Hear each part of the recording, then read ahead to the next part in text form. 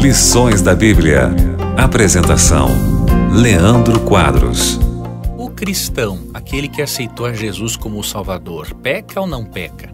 A pergunta pode ser ridícula, porque a realidade nos mostra que mesmo sendo cristãos pecamos.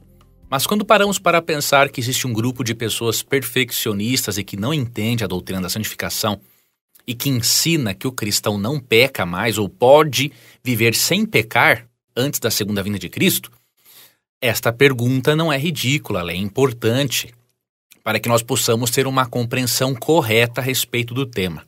Em primeiro lugar, a Bíblia diz, e nós temos ensinado isso ao longo da semana, que a graça de Jesus nos salva e não somos salvos pelas obras. Nada do que fazemos nos torna merecedores da salvação. Porém, quando aceitamos a salvação e somos justificados, declarados justos, vamos passar por um processo chamado santificação. E neste processo, o Espírito Santo vai imprimindo a lei de Deus no nosso interior para vivermos uma vida ética e coerente, como filhos de Deus. Deste modo, nós não seremos mais pecadeiros, ou seja, escravos do pecado e de um estilo de vida desregrado e pecadeiro, diríamos assim, mas nós continuaremos pecadores, porque a nossa natureza, o nosso corpo, a nossa mente só serão transformados na segunda vinda de Cristo, como diz 1 Coríntios capítulo 15, 51 a 55, por exemplo. Além disso, a Bíblia diz que quem afirma não ter pecado é um mentiroso.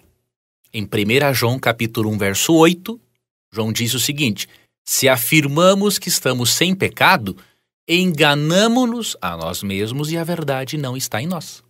Claramente, João está dizendo que quem afirma não ter pecado, ele é um iludido, está se enganando e é um mentiroso. Porque a realidade da vida e a própria Bíblia nos mostram que nós somos pecadores, cometemos falhas.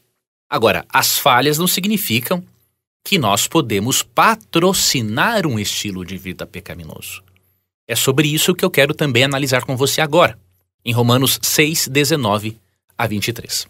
Falo como homem, por causa da fraqueza da vossa carne. Então, primeiro ponto, Paulo reconhece que a nossa natureza é fraca, ela é pecadora.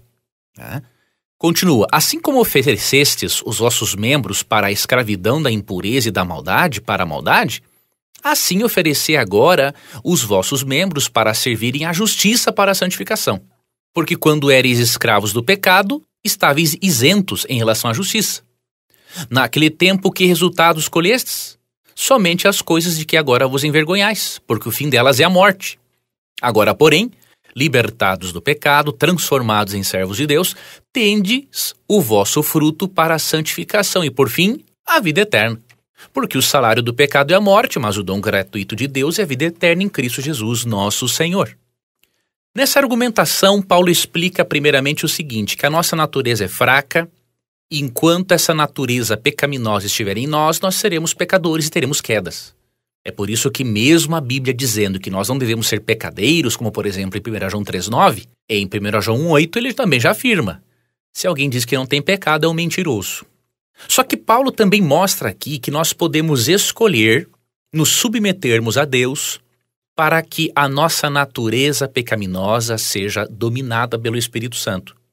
Ele disse que assim como nós no passado oferecemos o nosso corpo para a escravidão da impureza ou da maldade ou do pecado, agora nós podemos oferecer o nosso corpo para a santificação. E se nós servirmos a santificação, servirmos a Deus, permitirmos que Ele nos santifique, nós colheremos como resultado da santificação a vida eterna em Cristo Jesus. Se nós permitirmos que o nosso corpo seja um escravo do pecado, o final será a morte eterna. Então nós temos ainda uma escolha, amigo ouvinte. Nós podemos oferecer o nosso corpo ao pecado ou podemos oferecer o nosso corpo a Deus. Se oferecermos nosso corpo a Deus, Ele trabalhará em nós ao longo da nossa vida para nos tornar pessoas melhores, nos santificar, nos preparando para a vida eterna. Se oferecermos o nosso corpo, a nossa mente para o pecado, vamos colher como resultado a morte eterna. É uma questão de escolha. Porém, o fato de Deus nos convidar a escolhermos o bom caminho não significa que nós não tenhamos erros, que não tenhamos quedas. A Bíblia é clara em dizer, como eu li em 1 João 8, se alguém diz que não tem pecado, ele é o quê? Um mentiroso. Porém, a Bíblia nos mostra que, mesmo não sendo pecadeiros, porque a graça nos transforma, isso não significa que nós não tenhamos pecado. Não significa que não vamos lutar, que não vamos ter quedas. Enquanto não formos libertos da presença do pecado, teremos quedas. Mas graças a Deus, amigo ouvinte, porque temos um intercessor no santuário celestial, que é Jesus Cristo, que garante o nosso perdão. Em 1 João 2, 1 e 2, João diz assim: filhinhos, essas coisas vos escrevo para que não pequeis. Se todavia alguém pecar, temos um advogado junto ao Pai, Jesus Cristo, o justo. Portanto, no seu processo de santificação, amigo ouvinte, evite duas coisas. Primeiro, evite iludir-se achando que você não vai pecar mais, pouco antes de Cristo voltar. Você só vai ter frustração se você pensar assim. E segundo ponto, é muito importante que você permita que a fé em Cristo acompanhe na santificação. Muitos acham que são justificados pela fé e santificados pelas obras, uma heresia terrível. A fé nos acompanha tanto no momento da justificação quanto na santificação. Não é o fato de você fazer algo que torna você merecedor do reino dos céus. Você faz algo porque você é um cidadão do reino dos céus em processo de transformação. Você faz não para merecer, você faz como resultado de um presente que você recebeu sem merecer, que é a salvação.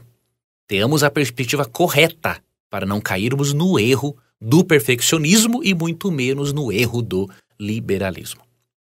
Obrigado por sua companhia. Amanhã, pela graça de Deus, finalizaremos o estudo da semana a respeito de Romanos capítulo 6. Que Deus te guarde e até o nosso próximo estudo.